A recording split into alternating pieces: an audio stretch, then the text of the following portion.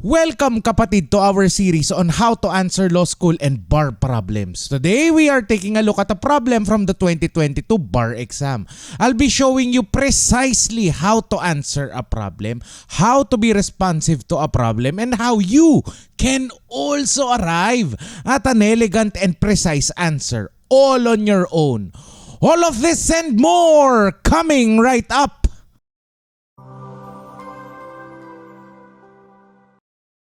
Hi, my name is Lex and welcome to Lex in Motion. In this channel, I'll be helping you build your competence, confidence, and capability in law school. Start today by hitting the subscribe button below. New episodes are posted every Friday. Without further ado, let us now begin with a problem from the 2022 bar examination. I'll be showing it on your screen right now.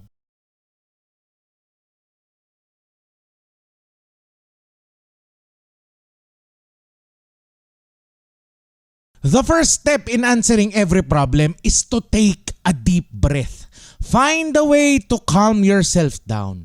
Don't look at the problem, don't look at your screen. Ipikit mo ang iyong mga mata kapatid at huminga ka lang muna ng malalim.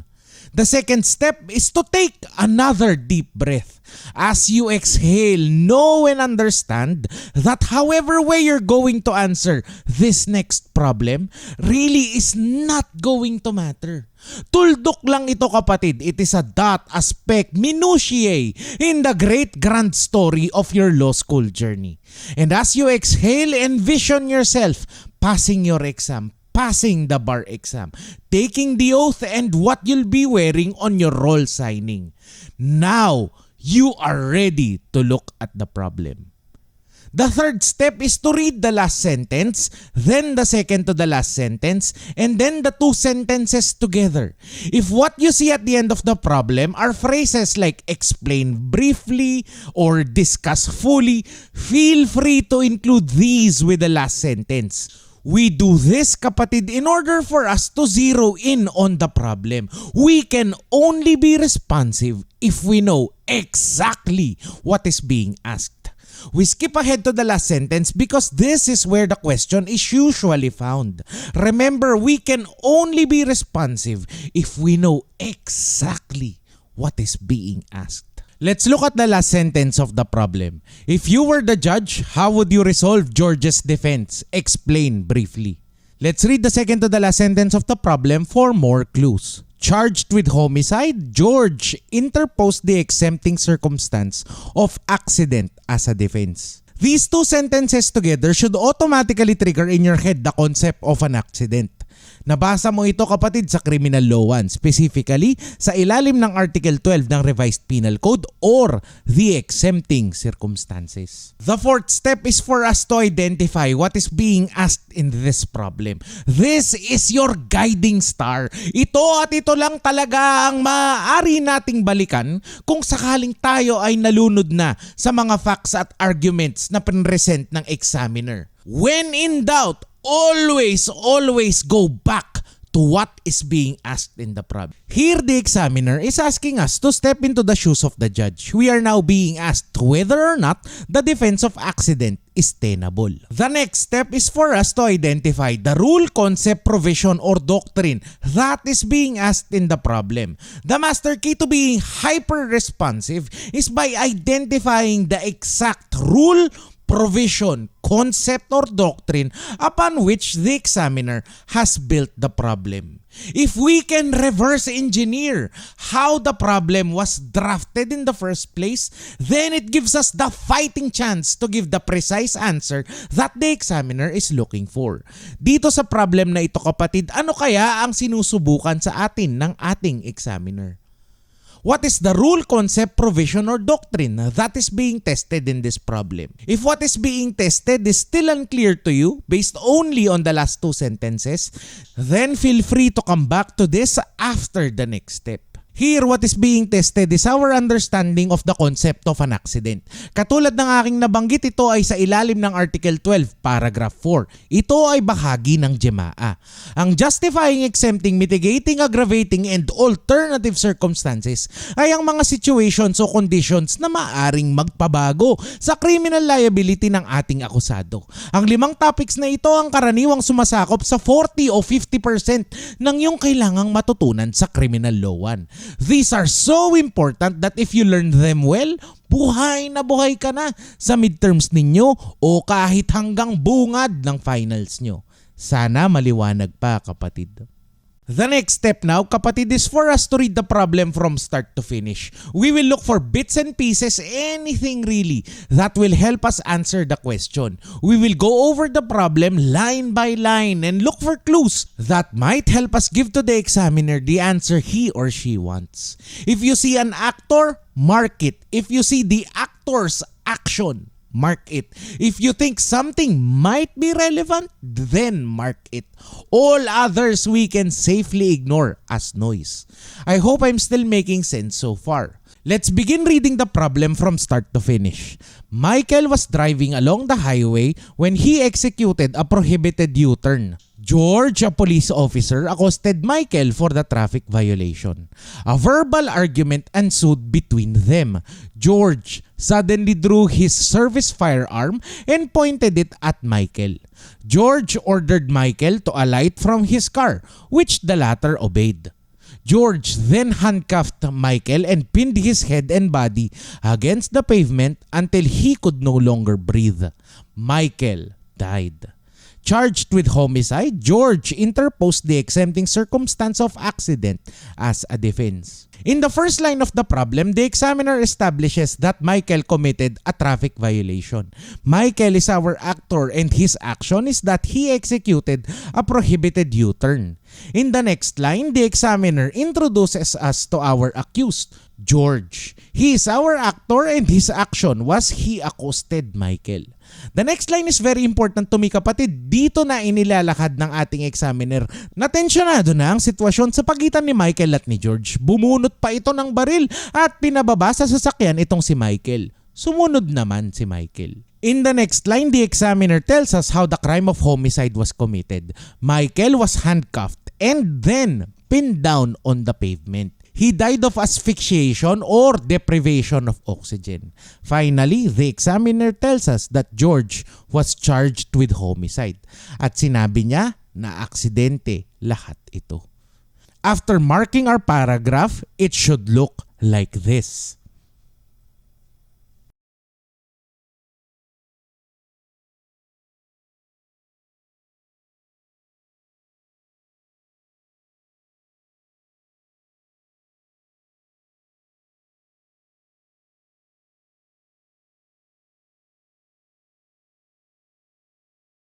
Let's continue with the next paragraph. If you were the judge, how would you resolve George's defense? Explain briefly.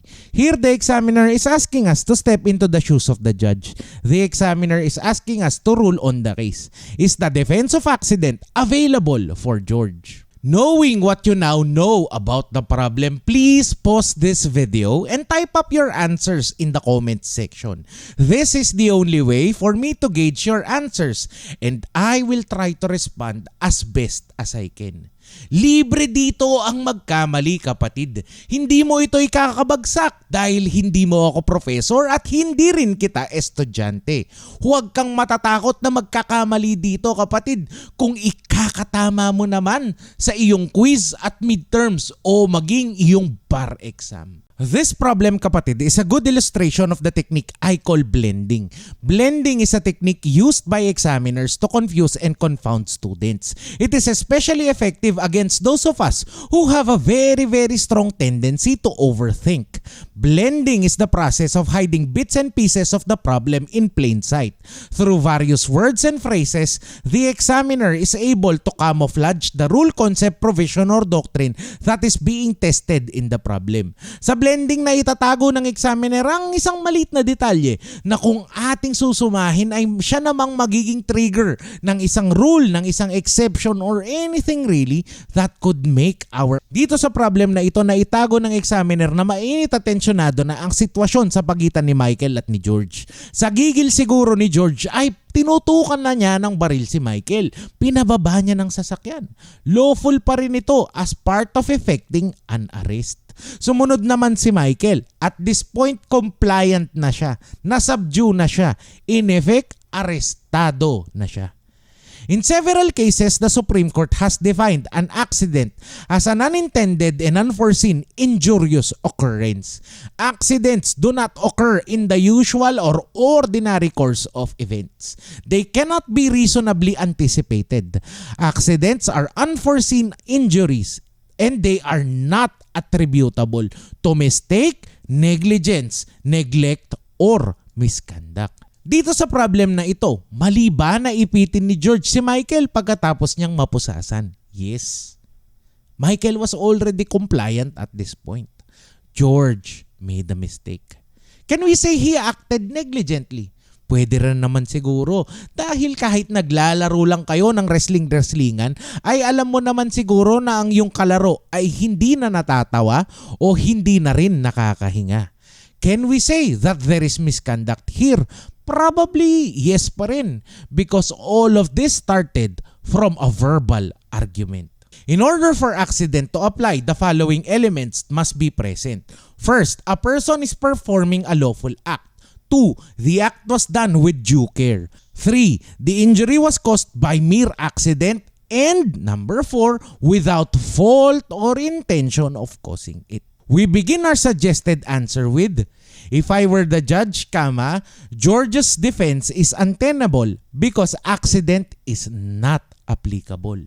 As I've mentioned in our digital workbook 8, 101 practice problems for lost law students and bar takers, every answer you write must be treated as if it were a miniature pleading. Always begin by stating your short answer to the problem and then your position. Make it easy for the examiner to grade your work. Next, we need to write our legal basis. The law does not require that you cite the entire provision of the law. All that matters is you write the most relevant portions of the law.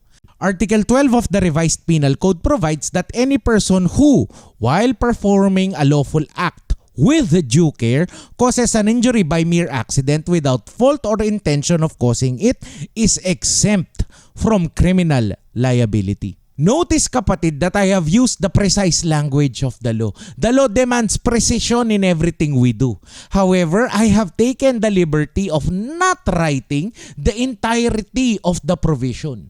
Doon lang tayo sa relevant, mahalaga, at magagamit natin sa susunod na paragraph. Our next line is our most important paragraph, our arguments. This is where you have to argue. Ilaban mo yan, kapatid. You cannot parrot back to the examiner the facts that he or she has written down. Wala siyang paki dito, kapatid, dahil siya ang nagsulat ng problem. Malamang sa malamang ay alam din naman niya ang kwento nito. In this next line, we have to tell the examiner why we have taken this position and why we have chosen this legal basis. We have to give back to the examiner what he or she needs. It's our chance to say, "Ha, I see what you did there." We do this by arguing why we are correct. In effect, we need to sell to the examiner why we are correct. You can land at the correct answer, kapatid, pero kung hindi mo naman ito maibebenta, kung hindi mo naman makukumbinsi ang examiner na tama ka, ay wala ka na ring pinagkaiba sa ilang libong sagot na dadaan lang sa kanyang mga mata. We stand out by first being hyper-responsive to the problem, and second, through our eloquence. This begins by laying down the strongest argument. What is our strongest argument here? The strongest argument here is that George was no longer performing a lawful act. The law authorizes the person making the arrest to use as much force as is necessary to effect the arrest. The law goes on to say that excessive force cannot be used. In this problem, the excessive force used by George made his act unlawful. Next, the second element is also absent.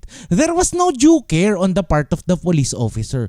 Kung ang intention lang niya ay arestuhin si Michael, ay hindi na kailangan na ipitin at pitpitin pa niya si Michael hanggang siya ay mamatay. Now, how do we say all of this in the simplest, most concise manner possible? In this problem, George's defense is untenable because his act of pinning Michael's head and body was not lawful. There was no accident here because George failed to act with due care. Notice kapatid that we began our suggested answer with in this problem. Masakit sa mata ang mabasa ang in the case at bar dahil wala naman tayo sa korte at ito ay isang academic exercise. Hindi mo yun ikinakatalino kapatid. Pwedeng-pwede na rin kami sa here, dahil madali lang itong dot-dotin sa iyong keyboard. I hope I'm still making sense so far. Pansinin mo rin kapatid na ang ating sagot ay hindi pag-uulit lamang ng mga facts. Marami kasing estudyante ang sasagot ng here, police officer John shot at Randy. Kapag ganun, inuulit mo lang ang problem. Walang pakialam ang examiner o professor mo sa kwento dahil siya mismo naman ang umimbento nito. Of course, he or she knows exactly what happened in the problem. If you do this, you are tendering a factual or facts-based answer. Next, you need to phrase your answer in the form of an argument. You are in law school because you are hoping that someday, one day, you will be a lawyer. At a certain point in your life, kapatid, you will be arguing for a living. Hindi ko naman sinasabi na maging palaaway ka, kapatid. Arguing means convincing your professor, your examiner, or the courts on the merits of your position. Arguing means selling your position and convincing your professor of the correctness of your answer. In your third paragraph, you need to argue. Hindi ka pwedeng umulit lang ng facts. Wala ka nang magiging kaibahan sa ilang libong booklet o answer sheet na dadaan lang sa mata ng mga examiner. Dapat kapag binasa ng professor mo ang sagot mo, masasabi niya na magiging abogada ang batang are. Finally, we have the conclusion. This is the part where most law students are awfully confused. Maraming mga hindi na lang nagsusulat ng kanilang mga conclusion dahil ayaw lang nilang ulitin ang sinabi nila sa bungad ng kanilang mga sagot. A good conclusion should wrap up your entire position, legal basis, and your arguments. It should function like a mic drop. Tipong pag nag-conclude ka na kapatid ay tapos na ang usapan. Uwian na dahil may nanalo na. If you are unsure of what to do, focus on the effects of your answer. With our conclusion, the suggested answer should look like this. If I were the judge, George's defense is untenable because accident is not applicable. Article 12 of the Revised Penal Code provides that any person who, while performing a lawful act with due care, causes an injury by mere accident without fault or intention of causing it is exempt from criminal liability. In this problem, George's defense is untenable because his act of pinning Michael's head and body was not lawful. There was no accident here because George failed to act with due care. For these reasons, George must be held liable for the death of Michael. The worst mistake you can make in a conclusion is to simply repeat your opening statement. This would be a waste of your examiners or professors' precious time and attention. Marami ring hindi na lang nagsusulat ng conclusion dahil ayaw na lang nilang umulit lang ng first sentence. When you don't know what to write, focus on the fruits, effects, and results. Assuming that your answer is correct. Ano kaya ngayon? Salamat kapatid at sinamahan mo ako sa ilang minuto na tayo ay nagsagot ng isang bar exam problem. I will be doing my best to respond to all of your answers in the comments and give you timely feedback. Sana at kahit papano ay may natutunan ka. The means and methods I've discussed here are all contained in our digital workbook 8, 101 practice problems for law students and bar takers. Here you will be tasked with answering about 105 bar problems spread out in various bar subjects. All of the answers here are broken down, explained, and discussed in much greater detail than what we have done here. You will also learn about how examiners draft their problems, where questions come from, and how to predict with a reasonable degree of accuracy the problems that might come out in your midterm and final exams. In this workbook, I've also discussed the common tactics that professors use to confuse law students and baristas. At ano ang pwedeng pangontra sa mga tactics nila? Narito rin ang mga typical na mali ng mga law students sa kanilang mga sagot at kung paano natin ito gagamutin. Follow along the journey as we help you take your answers from miserable to elegante. Grab your copy of 101 practice problems for law students and bar takers through the links in the description box below. If you would like to see more episodes on how to answer law school exams and bar problems, please let me know by typing yes in the comments down below. Thank you so much for watching. Like and share this video for good law school karma, and I will see you next Friday.